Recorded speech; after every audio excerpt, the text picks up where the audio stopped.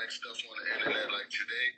Something came through my phone. You know, they got the little podcast, him, Jim Jones and Fab, and they was having a conversation, and the topic came up about him Maino having a fight at a funeral, which I think was just mad disrespectful. That was on the platform with him and Jim Jones, the last one. I seen that. Right. But I want to ask you something. Before we go there, what is your relationship with Maino? You know, before, I guess, this incident that that you're trying to get at. What happened was y'all friends like at the beginning? What's your relationship with him? Me and Maino was definitely friends. We was brothers. We was comrades. We was, more than just music. We made music together, but we was friends outside of music. And where you from? I'm from Brooklyn, Bed-Stuy, and A-Rock, Gates and Nostrand. So you from I can't say this. You from Maino block? No. I'm from Gates and Right, that's the block. Maino is from Clifton and Nostrand. Wait, I thought Maino was from Gates and Nostrand. Nah, that's what a lot of people thought. Maino represented Gates and Nostrand, but Maino is not from Gates. We adopted Maino. Maino attached itself to my block because my block was the lit block, always has been. In that area, in that neighborhood, Gates and Nostrand is like the block to be from. Wow, that's surprising. I thought he always repped. He took Big U before the feds grabbed Big U. He was on Gates. Yeah, why ain't take him to Clifton? He from Clifton. Wow, all this time. Gates claims him too. Like a lot of my guys from over at Gates, they claim Maino is a Gates guy. Yeah, you know what I mean? Yeah, but see, let me tell you something. You'll notice something, right? Those are a lot of the new dudes, right? A lot of the old G's and older dudes that really, they don't see them around Maino. Don't see them do shit. Maybe some new dudes that don't really know. So they attach themselves with him right now because they believe that he could afford them an opportunity in music or whatever. But history shows that he doesn't help anybody. He can't even help himself, really. So niggas that's trying to attach themselves to him thinking that, I respect it. And I'm not hating on nobody. I don't tell nobody. I never tell nobody not to deal with him or not to mess with him. Any of my dudes on the block, they'll tell you, I tell them, go ahead and deal with him. Play at your own risk. Okay, so you was around him before he went to prison. Yeah, we was a group. We had a group called the Bang Bang Anywhere Gang. Oh, okay. So do you know about like his friends like Mouse? Cause you was Hustle Hard, right? Yeah, of course. I know Mouse, I know all of these guys before music, before any of us was rappers, before any of this music, before Hustle Hard even exists. Like we was friends. Mouse and them is kind of like raised me. Mouse was my big bro. I looked up to Mouse. Never Maine Mouse. Mouse was more official, more sturdy outside in the streets. Maine was never in the streets. Maine went to jail at 16. He came home and became a rapper. Maine never did nothing in the streets. Wow. But how he ended up in jail if he wasn't doing nothing in the street? Because he got involved in a situation. He got caught up. As soon as he jumped off the porch, he went to jail. Wow. As soon as he jumped off the stoop, he went to jail. He did a lot of time. He came home and became a rapper. That's cool. That's the life most of us look for. That's the life most of us want. Yeah. You got to give it to him. He's successful. Yeah, of course. I tip my hat. I ain't hating on that man. But not at all. But what caused, for you to feel a way about him? Like what? The reason why I feel this way is because I was one of them dudes that was around him day one when we was really getting it out the mud, when we was running down on shit, going to the clubs and really doing the things that these other dudes is portraying that they doing. We was really outside doing that. So you talking about after he finished his bid, you was around him as well? Yeah, of course. When we first started with this music, yeah, I was there. Yeah, I was around. Wow. So he just like abandoned you, like said. Oh, nah, he ain't abandoned me. I told that nigga eat a Frank. That's what happened. He ain't never abandoned me. Oh, so y'all had an argument. I cut ties with him. He never abandoned me. He always tried to hold on to ties with me. He abandoned everybody else that was in the group.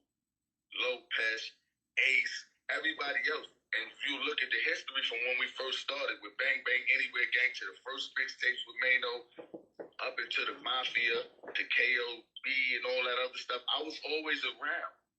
I was always there. Them other dudes from they wasn't there. It wasn't until I cut ties with him.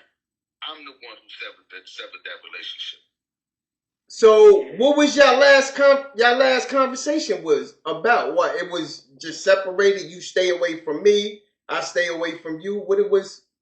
How that was? The last conversation me and Maino really had was in before I went to jail in like 2020. We had a short conversation, right? But our relationship was already sour. The relationship really went sour, I say like around like 2016-ish.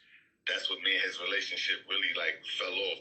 I went to jail in 2016 and he went on this rampage, started doing mad sneak dissing, making mad records and all that. So when I came home in 2020, I was only home for a short period of time, for a couple of months, and I was trying to keep things off of the internet and all that, and me and him was going back and forth. We had our personal issues and everything. It was all in-house.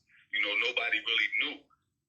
Okay. So then when I went right back to jail, like I said, I went right back to jail in 2020. None of these things never got to be addressed between me and him personally or publicly, really. So I made an Instagram post and went to jail the next day.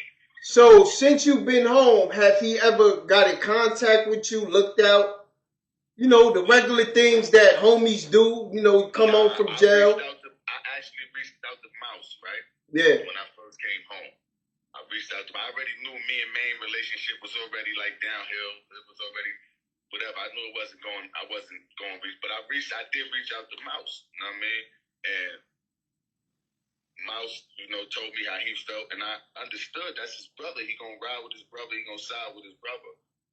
So I didn't expect him to take my side in the situation. You know what I mean, but Mouse was kind of neutral because he fucked with me. But at the end of the day, that's his brother. I respect that. Right. So he gonna jack what his brother say. So what really let everything blow over, what made everything blow over between me and them was when I came home and the situation was on the internet. Something came up with Hassan Campbell, right? I noticed when I came home, Maino was always beefing with Hassan Campbell. And then the situation came up where the topic about Mouse having a fight with Rod Diggs in the club. Is that true? I think I heard something like that. That is true. That is the situation that was the deal breaker for everything. When I commented on that on the internet and I said facts, all I said was facts. So what happened with Mouse and Rod Diggs? How that got? Rod Diggs whooped the brakes off Mouse. What? Rod Diggs? Yeah. Ooh. Whooped Mouse out in the club. Whooped him out. For what reason? What he was? Ain't no way on God's green earth Mouse could beat Rod Diggs. I've been in jail with Rod Diggs. I've been on the street with Rod Diggs. I've known Rod Diggs since we was kids in the 4 building. That's my man. That's my childhood friend. I grew up with him. Was Maino there when this incident happened? Excuse me? Was Maino there when the incident happened? Let me tell you the story, right? Let me tell you the story from my POV, and because I'm only going to deal with facts. I'm not going to lie on nobody. I wasn't there personally for this incident. I was in jail. I was in Kasaki, right? All right. This was around 2009-ish, right? I was in Kasaki Correctional Facility. Now, my relationship with Maino and them, they knew my relationship with Rod Diggs. So when I got on the phone one night in the yard and I heard about the incident between them, immediately Maino and them tell Live to call, whatever. I called them, reached out to Maino and them, they telling me, yo, your man wilding, your man bugging, he did XYZ. So like, yo, you better holler at your man. I'm like, all right. I holler at my son, I holler at Rod Diggs, you know, I get his side of the story or whatever. You know, I'm like, yo, listen, you know, I fuck with them, those my boys or whatever. Everything gets smoothed out. He like, all right, bet. I comes home, right? All right. From jail. Everything, that situation never goes nowhere while I'm in jail. I comes home, I fuck with Rod Diggs. I fuck with Maino. Rod Diggs is in jail. But now I'm doing music. So Rod Diggs, in order for them to like, Rod Diggs looking like, all right, I'm going to help you. You just coming home. You trying to do the music thing. And I understand I'm only falling back off the whole Maino situation and all that is off the strength of you. You know, and I'm going to patch you in with my man to do music with my man, which is Uncle Murder. Okay. Salute to Uncle Murder. I didn't know Uncle Murder personally. I didn't know Uncle Murder. I met Uncle Murder during this whole mix-up and this whole ordeal through Rod Diggs. He sent me the link up with Uncle Murder, you know, and Uncle Murder agreed to do a song with me and all that. All of this came in the midst of me resolving the issue between him and Mouse. So I got the chance to link up with Uncle Murder and make a song with him and return, you know, for everything being hashed out. For me, you know, playing my hand and showing, you know, him showing love to me. Rod Diggs did that. Rod Diggs made that happen. Okay. That's real, yeah, right? Yeah, he did that, got me on the track with Uncle Murder, even though I smoke Uncle Murder. Yeah, you know, Murder ain't gonna like that one. Murder ain't gonna like that. He gonna like that. I ain't gonna front, y'all. I be trying to hold back on a lot of controversial stuff, you know what I'm saying? But I'm gonna really start exposing a lot of stuff on a lot of these guys, man. Yo, I really want to know, like, cause I jacked Uncle Murder behind all this, but I don't know why he unfollowed me on the gram. You gotta think about it. You coming at Maino. Follow me too. All of them that unfollowed me. Maino, all of them. But then since I came home and I started going in, Maino followed me back, but he still got me restricted, so I can't tag him in nothing. If you notice, he had me blocked. Then he unblocked me once I kept exposing him. So now he just got me restricted where I can't tag him. Uncle Murder, he just unfollowed me. Like a lot of them dudes just unfollowed me. You probably going crazy on it on Instagram, but you seen. Let's get to this. Maino and Jomo on the podcast. I ain't gonna lie. I give Jomo one thing. This podcast is very interesting. I'm very interested in this podcast. I'm loving some of the artists. It's giving us great content. Yeah. Now, Maino was up. Jomo good with the content. Yes. I ain't gonna lie. Give Jomo, he good with the content. He feeding the kids. He's good with the content. Jomo feeding my kids. He's feeding me. I respect it. Now, now on the platform, he stated that I think a fight happened in the club. I mean, at a funeral. Did somebody get beat up? Was you there? Did he fabricate on about what happened? I didn't really watch. It's like a little clip. I didn't watch the show. I gotta watch the show. Yeah, it's a clip. I didn't watch it on YouTube. I saw the clip on Instagram. Me too. It came on Maino page. Maino is the one that posted it. That's where I saw that. All right, so Maino talking about a funeral. So if he did that clip, that means he's gonna have a story behind it that's coming out. Right. So. Speak about the story that he about it, because you know he probably throw his own little twist in it. I don't know. I wasn't there. Yeah, I already see where it's going, and I already don't like it. It's distasteful because at the end of the day, this was somebody that you claimed to once have cared about, loved, or you know, was affiliated with, and for you to do something like that so disrespectful and so distasteful and so disclassless, like that was classless. For you to carry on and act up like this at a funeral, bro. What happened at the funeral, though? What happened was, like I said, we was a group, right? Bang Bang Anywhere gang, which consisted of Maino, Lopez, Young Ace, Mouse, Hustle Hard Snow, Young Snow, and myself. Now, we was going through a lot of riff-raff. It was mad. There's a new player instant elimination technology today, and that's Zero Trace by Wild Game Innovations. We all little riff-raff, you know, back and forth, but everybody was beefing with Maine at the time. Like everybody had little tensions with Maine for for me, at that time, I was really wholeheartedly down with Maine at that time. But why they was beefing with Maine? Why? Why everybody was beefing Maine with was acting funny. He was cutting dudes off one by one. He was doing weird stuff trying to replace dudes. This is where you see the Push Montanas came in and Twig Martins, and he started replacing. But I want to ask you something seriously. Was y'all beneficial or was y'all street? You know, when you make a transition, just think about this for 1 minute. Maino, he came from prison to the industry.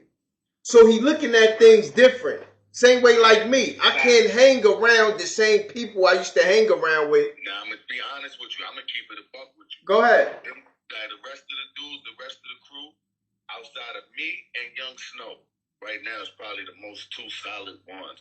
The rest of them is washed up. Nah, but listen, what was the... You got to have a reason. Was y'all on his time? I'm going to tell you why. Why he don't fuck with me is because he can't control me. You understand what I'm saying? The money don't control me. You definitely don't got power. See, over these dudes, he look at himself. I want to explain something to you. You know, this is just general speaking. A lot of people say that, you know what I'm saying, because a person couldn't control me. I'm going to be honest. If I can't control a nigga in my situation, I don't want you around me.